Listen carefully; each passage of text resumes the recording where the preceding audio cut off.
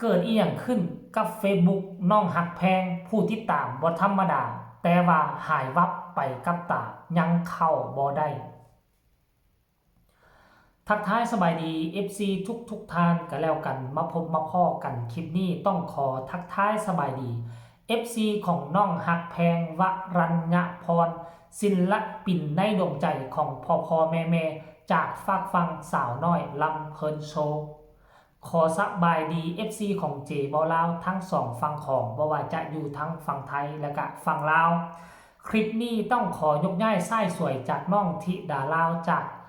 ค่ายของพ่อภูศรีวิไลมาทำข่าวเกี่ยวกับหักแพงวรัญญพรเรื่องราวมันเป็นไปเป็นมาคือแนวใดปัจจุบันนี้น้องธิดาลาวมีกระแสโด่งดังคือแนวใดหักแพงก็ย่อมมีกระแสโด่งดังหลายสำนั้นท่านผู้ชม FC แฟนคลับด้วยความมีกระแสจึงเฮ็ดให้ผู้ติดตามบ่ว่าจะเป็นเพจบ่ว่าจะเป็น Facebook ส่วนตัวก็มีผู้ติดตามหลายคนแล้วมันเกิดอีหยังขึ้นนับตั้งแต่มื้อวานนี้จนฮอดมื้อนี้มีกระแสคนโพสต์คนแชร์โด่งดังกันไปทั่วว่าน้องหักแพงบ่สามารถเข้าเฟซส่วนตัวของตนเองได้เจบอลาวก็เห็นตั้งแต่คืนนี้แต่ก็บ่คิดบ่ฝันว่ามันสิแม่นเรื่องจริงเนาะแล้วมื้อเช้านี้มาตั้งอกตั้งใจเลื่อนเฟซซอกหาข้อมูลเจบอลาวก็คิดว่ามันเป็นเพจที่ผู้ติดตาม 200,000 กว่านั่นบ่เข้าบ่ได้เจบอลาวก็ตกใจเป็นห่วงเป็นใยมาหาน้องหักแพงคือกันกลัวผู้ติดตามจะทะลุ 200,000 มันบ่แม่นเรื่องธรรมดาได้เปิดมา1ปีผู้ติดตามทะลุ 100,000เนาะแล้วมาวางกันบ่ฮอดเดือนซ้ำหน้าวางช่วงหลังนี่ผู้ติดตามเพิ่มขึ้นอีก 100,000 รวมๆแล้วเป็น 200,000 เจบอลาวก็คิดว่ามันเพจตัวนี้ซั่นดอกด้วยความโด่งความดังผู้ติดตามเพิ่มขึ้นกระทันหันเขาก็เลยบล็อกเขาก็เลยแฮกไปซั่นดอกบัดทีแน่ๆบัดเจบอลาวมาเข้าเบิ่งเพจผู้ติดตาม 200,000 ยังใช้ได้คือเก่าเจบอลาวยังเข้าไปเบิ่งติดตามได้คือเก่าแต่ว่ามีเฟซส่วนตัวของน้องฮักแพงอีกตัวหนึ่งชื่อว่าฮักแพงวรัญญพรสำหรับเพจผู้ติดตาม 200,000 นี่แหละแม่นฮักแพงสาวน้อยเพชรบ้านแพงสาวน้อยเพชรบ้านแพงเนาะแล้ววันนี้ก็เลยว่าไปเข้าเบิ่งเฟซส่วนตัวเจบ่เล่าค้นหา 2-3 รอบบ่เห็นตัวนั้นมีผู้ติดตามอยู่ 60,000 กว่าแม่นบ่ 60,000 กว่าบ่เห็นอันโตชื่อว่าฮักแพงวรัญญพรนั่นหมายความว่า FC แฟนคลับก็ให้สบายใจได้เลยโตทั้งเพจผู้ติดตาม 200,000 กว่ายังใช้ได้คือเก่าเนาะโตที่เสียหายไปเข้าบ่ได้คนบ่ดีแฮกไปแล้วแม่นโตเฟซส่วนตัวผู้ติดตาม 60,000 กว่า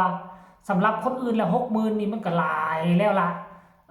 ตัวนี้แหละตัวที่น้องฮักแพงเอาไว้แซดหาพ่อหาแม่ฮักญาติพี่น้อง FC แฟนคลับก็จะได้ติดต่อแซดหาตัวนี้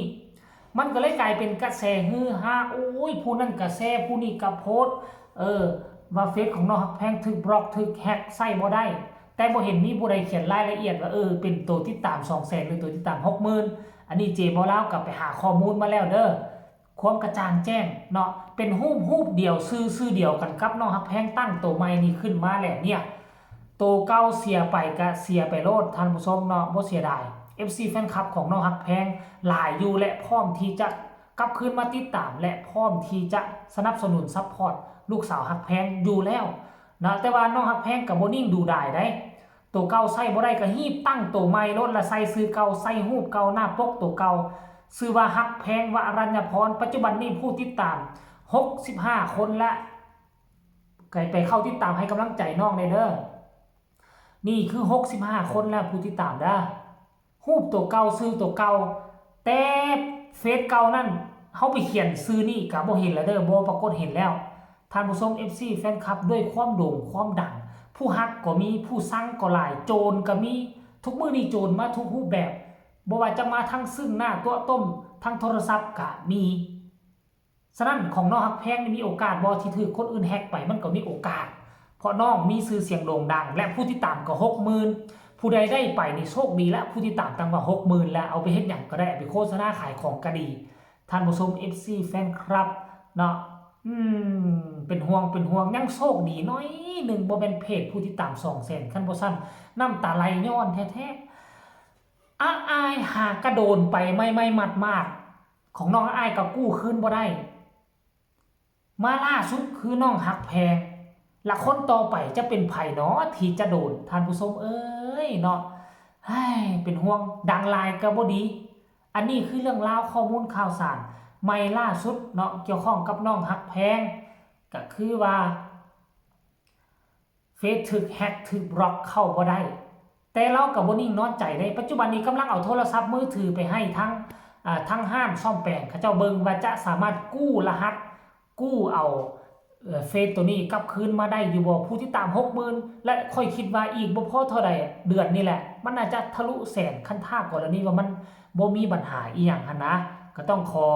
ส่งกำลังแรงใจไปให้น้องฮักแพงก็แล้วกันขอให้ห้างซ่อมแปลงมือถือให้เขาเจ้าค้นหาแล้วก็เขาเอิ้นว่าหยังก็หาวิธีดึงกลับคืนเอามาให้น้องจนได้ก็แล้วกันเด้อทุกคนเนาะคลิปนี้ก็มีเรื่องราวข้อมูลข่าวสารบ่ได้เฮ็ดคลิปเฮ็ดข่าวเกี่ยวกับฮักแพงก็ประมาณ2วัน3วันประมาณ2วันเนาะประมาณ2วันแต่ว่าคือโดนเนาะเพราะปกติแล้วมื้อนึงอย่างบ่มีต้องมี 2-3 คลิปเกี่ยวกับน้องฮักแพงหั่นนะแต่ว่าเดี๋ยวนี้มันก็เพราะว่าอีหยังเจ้าฮู้บ่ FC ฮักแพงฮู้บ่เพราะอีหยังเพราะว่ามันมีศิลปินน้องใหม่ที่ขึ้นมามีกระแสโด่งดังเนาะอายุเพียงแต่11ปีชื่อว่าน้องธิดาลาวฟังชื่อก็ฮู้ว่าเป็นคนลาวน้องธิดาลาว